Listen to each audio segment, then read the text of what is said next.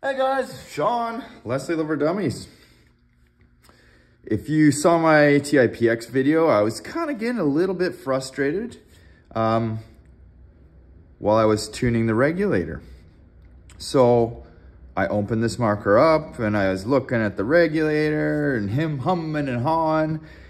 And what I found is something very strange. It appeared that my adjustment cap was not seating properly in the reg body. Now, let me show you.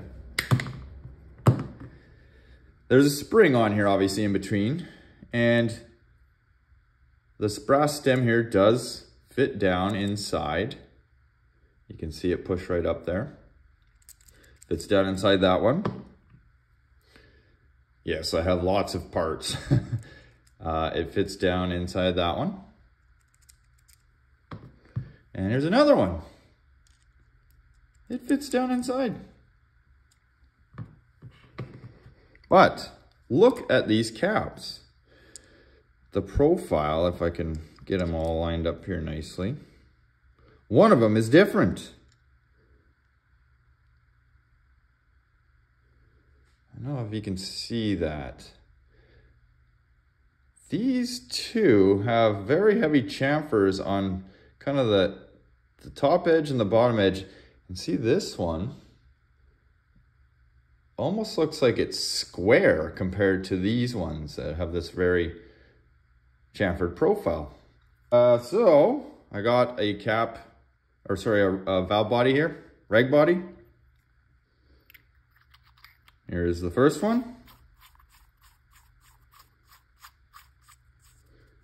And you can see I'm doing this by hand, and see how far it kind of threads inside the reg body. That's how it's supposed to do. Put that one there. I'll grab, which one do we got here? So again, this was the more rounded one. Chamfered, I should say.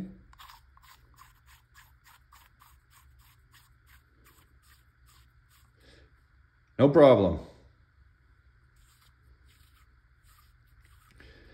I'm not saying this is a problem with your marker, but these are the kind of things that could drive a person mad. Or, you know, somebody might call your bluff and say that's not possible. But the reason is because there's funny little things like this that happen. So here is that squared off looking one. Going by hand, it's kind of tight. And I even brought a wrench out here.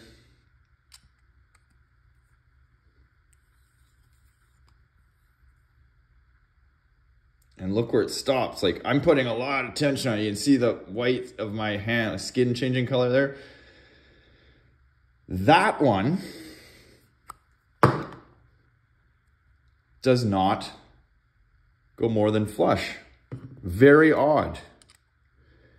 And that was the one that was installed in this TIPX. So when I was adjusting my velocity up, it was going up and then down and up and down and all over the place. It's because this thing was not actually regulating.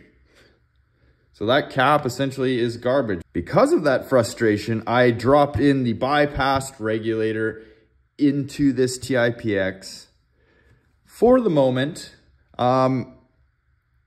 And you know what else I did?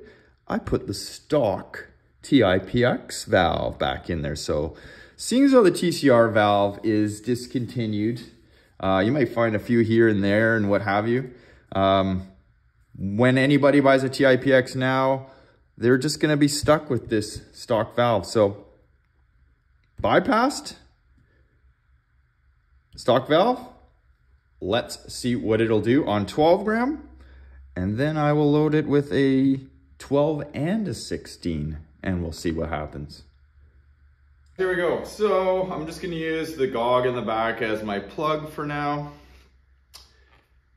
Lapco 8-inch 684, 12 gram CO2, factory, out of the box, TIPX, spool valve. bypassed.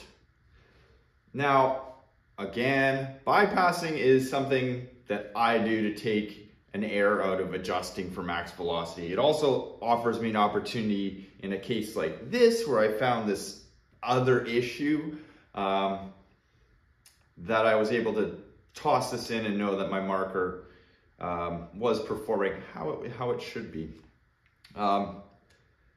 If you're looking for consistency over a specific amount of CO2, a regulator is a great idea, and it does exactly what it's supposed to do. And in this case, this is how I roll. I think I'm gonna try and reinstall that regulator after here and just see. I've done the same test in my first strike FSC. The bypass essentially got exactly the same number as a maxed out regulator.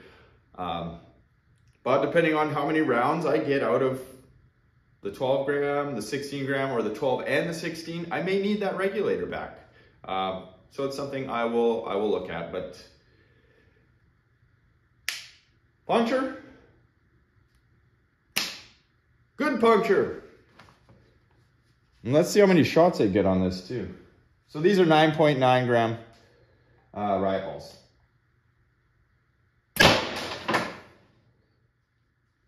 $300. And remember, stock Tipx valve.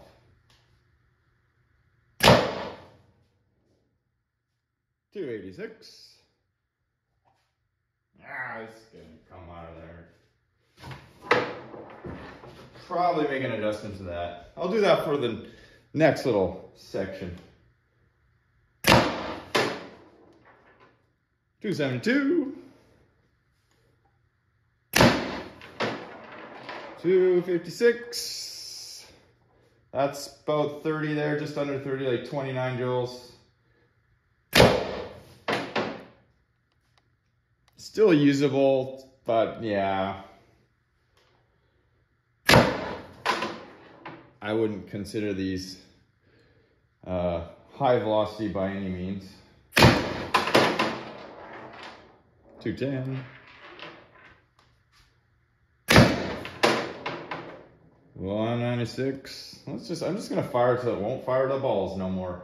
I did put 12 riot balls in here. 172.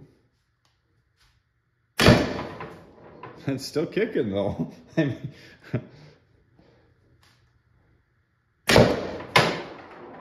geez, it might fire all 12 of these.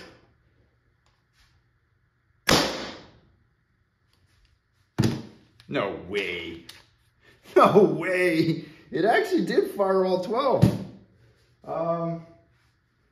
Wow. I was not expecting that. Oh, you know what? It's because the Tipx valve is a little bit smaller inside.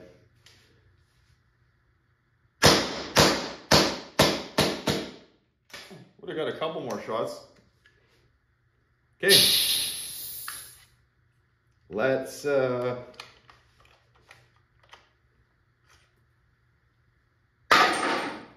I'll grab a fresh 12 gram, reload my bag, get a 16 gram, and we are going to fire 28 grams of CO2. Oh, bam. 16 gram, 12 gram, 12, 9.9 riot balls. I'm going to leave the marker on safety and I'm gonna puncture the 16 gram. Now, the marker is charged right now. When I move this to safety and pull the trigger the first time, it is going to puncture this simultaneously as it's firing the charge from this one. And let's see what the velocity is like. So 300 on a single 12 gram. What do we get on 28 grams?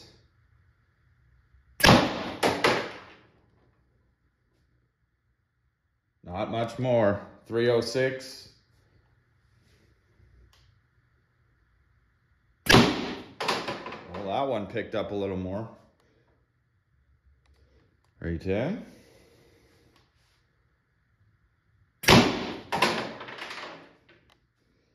R02.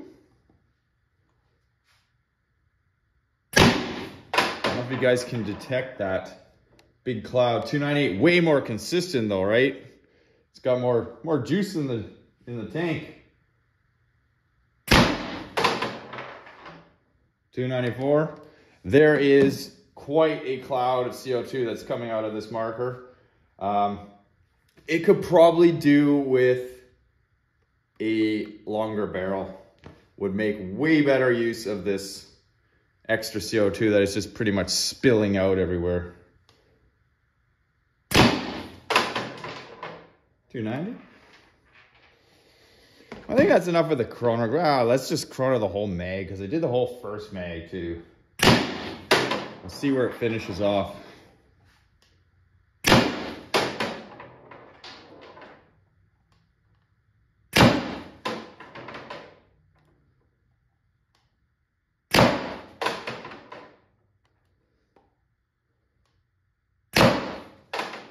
I get finished off at like, was it 165 with just a single 12 gram?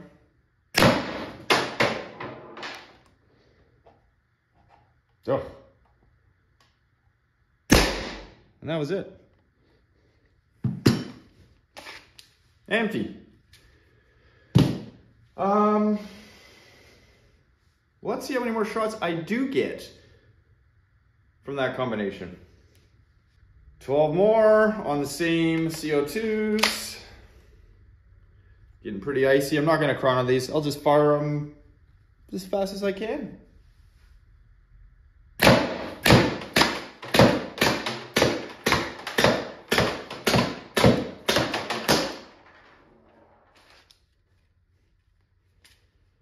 Safe to say, more CO2, more shots. Didn't really see a large increase in velocity. 10 FPS. It's probably a couple of joules with a 10 gram ball.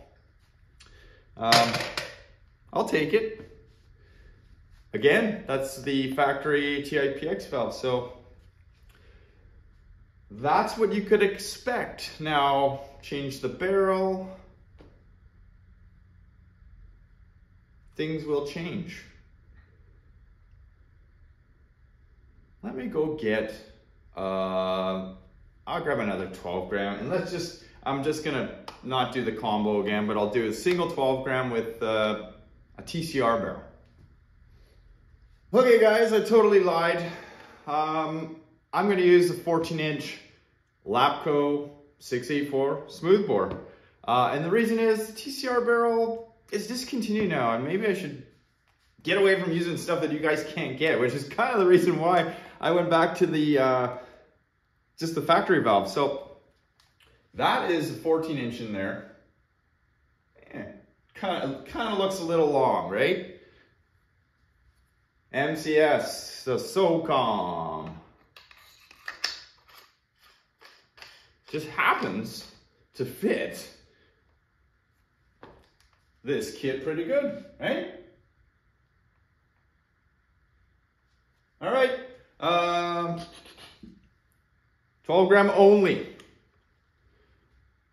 Oh, there's a problem. You can't get the CO2 in. Which I can also imagine if you had an extended cap, you probably couldn't put this mock suppressor on either. Don't know these things unless you try them.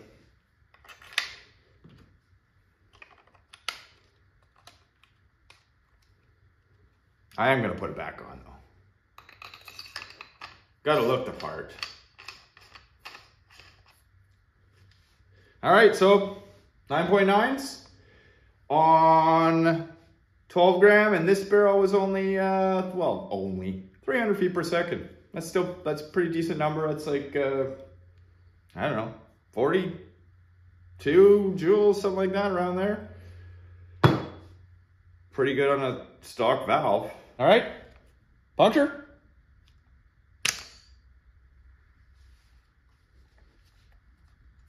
And fire.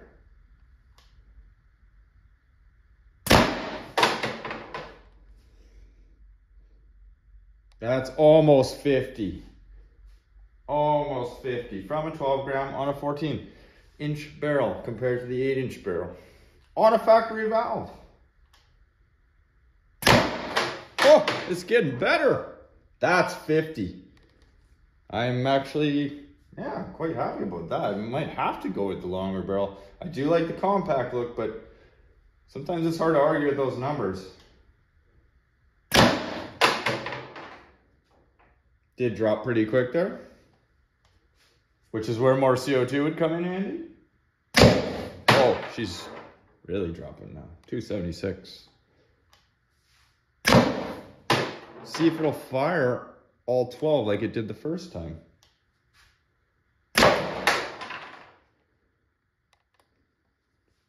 I think you get the point.